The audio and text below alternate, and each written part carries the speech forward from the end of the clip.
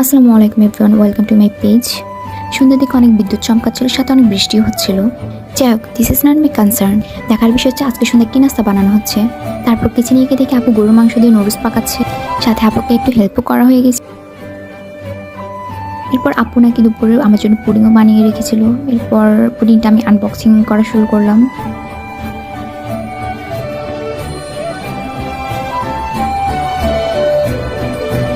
দেন আমি কার্টুন দেখতে দেখতে নুডলসটা শেষ করলাম।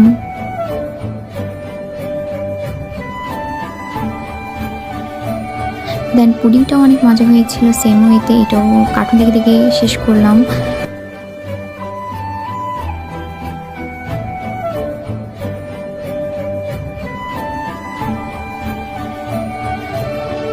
সবশেষে চাটা খাচ্ছি, কারণ আমার সকাল বিকাল দুবেলায় মাস্ট বি চা খাইতে হয়। সো ভিডিওটা